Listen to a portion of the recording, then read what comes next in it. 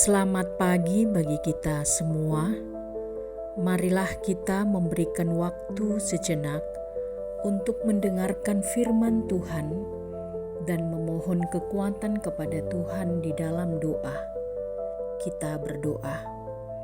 Ya Tuhan Allah yang Maha Kuasa, kami sungguh bersyukur atas pemeliharaanmu dalam kehidupan kami setiap harinya. Pada pagi ini Tuhan, jika kami dapat bangun dan menikmati hari yang baru yang Tuhan beri, itu bukan karena kekuatan dan kehebatan kami, tapi karena Tuhan masih memberikan hari yang baru itu dan mengasihi kami. Biarlah Tuhan menolong kami sepanjang satu hari ini, dan juga firman-Mu yang akan kami dengarkan, menerangi hati dan pikiran kami. Di dalam Kristus Yesus kami berdoa kepadamu. Amin. Firman Tuhan pada pagi hari ini, Selasa 10 Februari 2026, tertulis dalam Galatia 2 ayat 16, demikianlah bunyinya. Kamu tahu bahwa tidak seorang pun yang dibenarkan oleh karena melakukan hukum Taurat, tetapi hanya oleh karena iman dalam Kristus Yesus. Sebab itu kami pun telah percaya kepada Kristus Yesus, supaya kami dibenarkan oleh karena iman dalam Kristus, dan bukan oleh karena melakukan hukum Taurat. Sebab tidak seorang pun yang dibenarkan oleh karena melakukan hukum Taurat. Demikianlah pembacaan firman Tuhan. Saudara-saudari yang dikasihi oleh Tuhan Yesus Kristus, memiliki Kristus berarti memiliki segala kekayaan rohani, dan sebaliknya tidak memiliki Kristus berarti tidak memiliki kekayaan rohani. Kekayaan rohani apa yang dimiliki orang-orang percaya?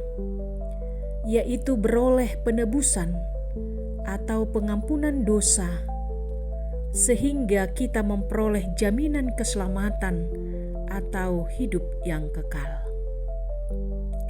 Renungan pagi ini menegaskan bahwa manusia dibenarkan di hadapan Allah hanya melalui iman kepada Yesus Kristus, bukan melakukan hukum Taurat atau perbuatan baik. Itu artinya tidak ada manusia yang dapat menyelamatkan dirinya sendiri melalui usaha atau ketaatan hukum. Namun demikian, iman bukan sekedar kepercayaan pasif, melainkan penyerahan diri dan kepercayaan total pada karya penebusan Kristus di kayu salib. Lalu apa fungsi hukum Taurat bagi manusia? Hukum Taurat itu fungsinya seperti cermin yang bisa menunjukkan bahwa wajah kita kotor. Namun ia tidak bisa membersihkan yang kotor tersebut. Ia menunjukkan dosa kita, tetapi tidak memiliki kuasa untuk menghapusnya.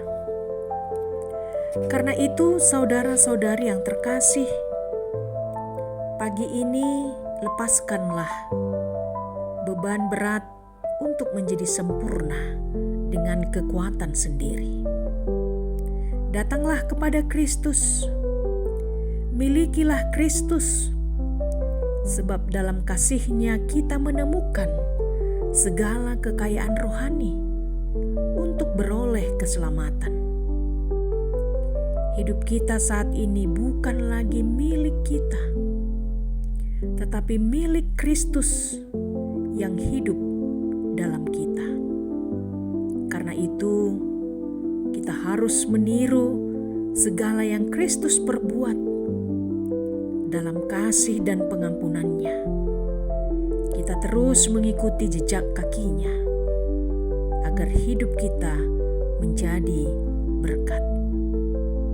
Amin. Kita berdoa.